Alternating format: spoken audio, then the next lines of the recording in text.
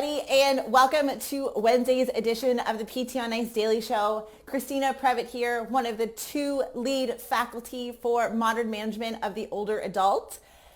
It has been a crazy couple of weeks. I'm sorry that I'm a little bit late. I got kind of bombarded with a couple of business things as I was walking in today, but all good. I hope you guys are having a wonderful week. In Canada, we actually just broke records for how cold it is here. We are at minus 16 degrees Celsius, which if you convert that to Fahrenheit, I believe that is like 0 or -2 or -3. And so for relatively early November, that is extremely cold for where I am. And we just got dumped on with about 15 centimeters of snow, which is really great because I actually like the snow. But it's definitely something that we were not exactly ready for. Alrighty, so today I thought we would go back to basics. So something you guys might not know about me is that before I went into PT school, I was actually a neuroscience undergrad, thought that I was going into medicine for neuro and loved it. And then when I went into PT school, I always thought that I would be in spinal cord injury rehab or neuro rehab, and that's just not the way the cookie crumbled. But it's definitely something that I have a deep love for, and it makes me really geek out on some of the things related to neuro rehab. And as Dustin and I teach a lot of these live courses and we go through more online cohorts with essential foundations, what we're starting to see is that there's a lot of people who are asking about specific population groups, particularly with different neuro rehab, with Parkinson's disease, things like Huntington's, ALS, stroke, MS, et cetera, et cetera. And so I thought that as we go through the podcast, we could go through a couple of different episodes where we're looking at neuro rehab. And one of the things that we need to do is make sure that we know some of the basics when it comes to the structure of the brain, the reason why Parkinson's presents the way that it presents. Because if we understand the underlying neuroanatomy and the neural correlates and the synaptic activity that's happening, it really makes us understand, one, the reason why the motor outputs in Parkinson's disease are the way that they are, and two, the reason why the rehab trajectories and the rehab programs that have developed for Parkinson's disease are the way they are. So when we're thinking about Parkinson's disease, we know that Parkinson's affects an area in the midbrain, in the basal ganglia, called the substantia nigra pars compacta. And the reason why it's called substantia nigra is because on staining, it's darker. It's like almost a black nucleus in the basal ganglia. This is a deep structure of the brain, and it is responsible for motor control. So when we think about how our brain is working through motor activity, there are two areas of the brain primarily responsible for movement. So our basal ganglia, which does a lot of subconscious involuntary movement, rhythmic movement. It's responsible for central pattern generators like walking, which is a cyclical movement that we're not necessarily cognitive of. And then we have the motor cortex, which does planned behavior and really assimilates a lot of the information from our visual system, our sensory systems, our joint proprioceptive systems, and brings them together to really start working on our motor outputs. And what we know in terms of rehab is that as we're starting to learn new activities, that they change what areas of the brain are lighting up as we become more proficient in those tasks. And so as these tasks become automatic, that 10,000 hour rule that Malcolm Gladwell has kind of made popular, we start to see that more and more of our motor outputs start coming into the basal ganglia and are therefore primarily responsible. When we're thinking about the basal ganglia, there are two motor outputs. So we have a direct pathway and an indirect pathway. And our direct pathway, the reason why it's called direct and indirect is because the number of steps in the process in order to excite or inhibit the motor cortex in the cerebral cortex M5, or like the amount of steps that it takes to get there is going to be either excitatory in the direct pathway or inhibitory in the indirect pathway. So you're thinking the direct pathway, excitatory, is trying to get the body to move. The indirect pathway is trying to inhibit movement or stop movement from happening. And both are extremely important. So why does this matter when it comes to Parkinson's disease?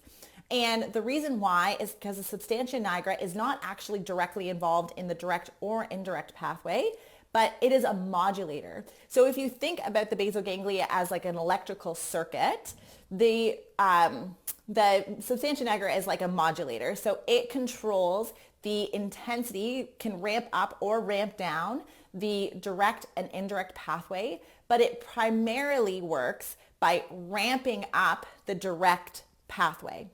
So the substantia nigra is a set of dopaminergic neurons, and the D1 receptors are on the direct pathway and the D2 receptors are on the indirect pathway.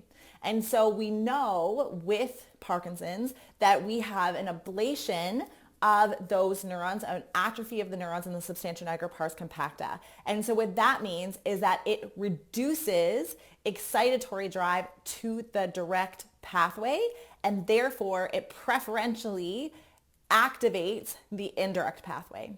So because of that, we don't have the same drive for movement and we have more inhibition of movement. And so if we think about it, then that really describes the 4 cardinal symptoms of Parkinson's: that bradykinesia, that freezing, that that stooping posturing, and then some of the resting tremor is not being able to inhibit some of that those jerking movements, especially under a state of relaxation where those resting tremors can get worse.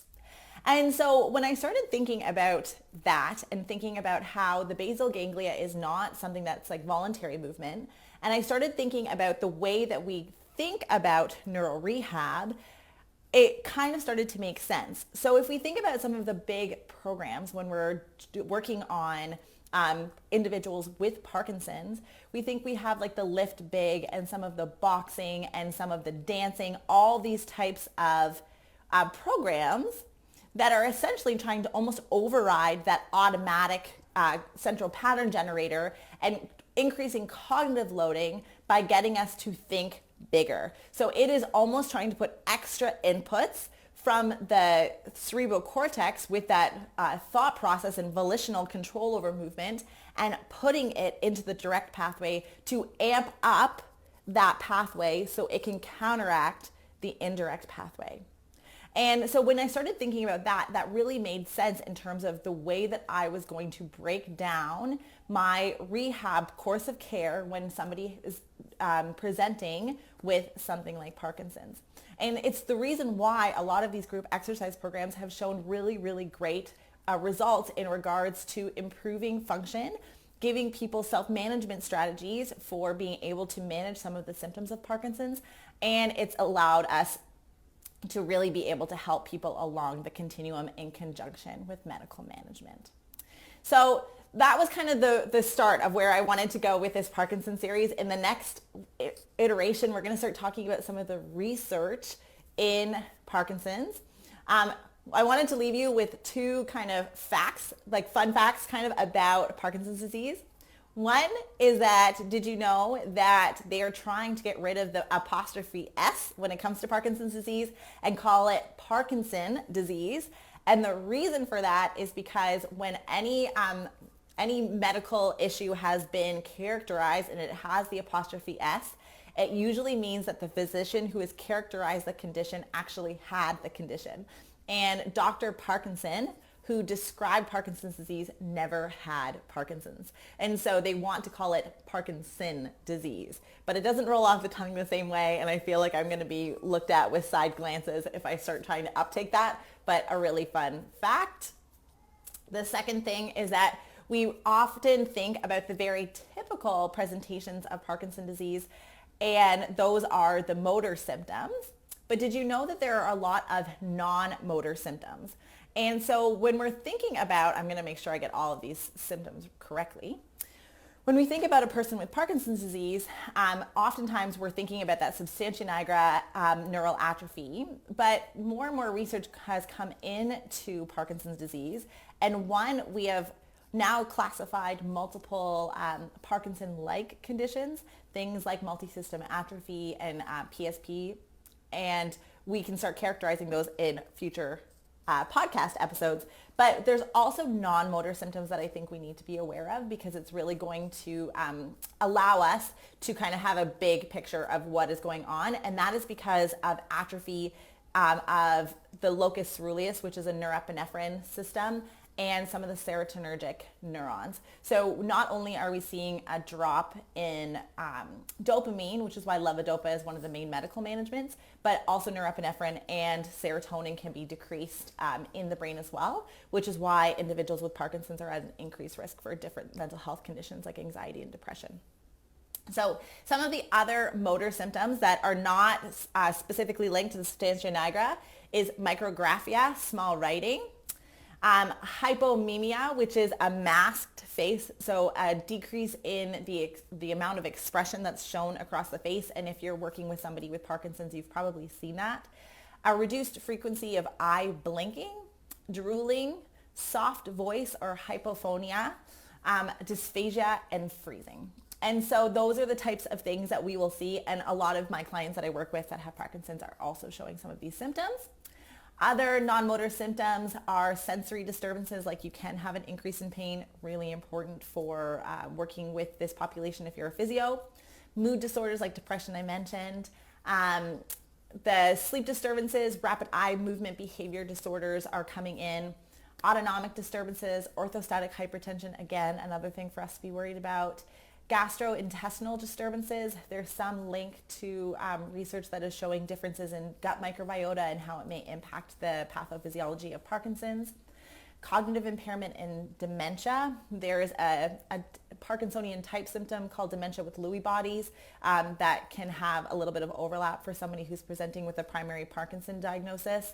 And so that cognitive impairment dementia may come in there, as well as sexual dysfunction. So just a couple of things to bring it all home. So kind of as a global picture, we're thinking that the substantia nigra pars compacta is a modulator to the direct and indirect pathways of the basal ganglia. Because it is impaired, it affects the amount of excitation happening to the direct pathway. That goes down, which means our inhibitory pathways are higher if we're presenting with Parkinson's. Because of that increase in inhibition, we're seeing the cardinal motor signs of Parkinson's, so that bradykinesia, that resting tremor, that rigidity and spasticity, as well as that postural instability, that stooped posture. We also know that because of that has kind of driven a lot of the theory behind our Neuro Rehab. So that's why those Think Big programs and some of the boxing programs have been so successful, because we're overriding and putting more direct input into that basal ganglia segment so that we can increase that excitatory signaling down to the motor cortex, so that it increases the loop frequency, so that we can reduce the frequency of freezing and therefore increase functional capacity.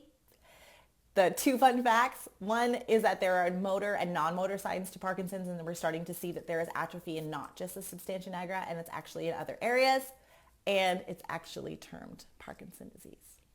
All right. I hope you guys found that helpful. Trying to go back to the basics is really challenging. I had to put my PT brain back on from when I was a student, which is getting further and further away the more I'm practicing. But I think it's really important because, going back to those basics and refreshing our mind about the pathways that are present in different neurological conditions can really be helpful in order for us to start thinking about how we are going to appropriately progress plan of care, especially in something like a neurodegenerative condition such as Parkinson's or Huntington's or ALS. All right, I hope you guys had a wonderful, wonderful week. You are actually going to see me on Friday, where I'm going to switch hats and talk about clinical management of the fitness athlete, pregnancy and postpartum, talking about the postpartum athlete. If you guys are interested in thinking about what you want to do in 2020, because it's getting close, we have our next online cohort of modern management of the older adult starting the 6th of January. If you are looking to see us live, we are going to be in Illinois on the 16th, 17th of January. That just got posted, and we just increased the amount of space because we already sold out really, really quickly. So now there's a capacity of 40. So if you are in the Illinois area and you want to jump into our live cohort, I hope you do so. And then the very next week, you're going to see me and Alex Germano in Baton Rouge, Louisiana. So we are super excited. It's going to be much warmer in Louisiana than it is in Canada. And so if you're in that area and you're looking to jump into the live course, I encourage you to sign up. All right, have a wonderful Wednesday. We will see you on Friday, and hopefully it is warmer where you are than where I am. Bye.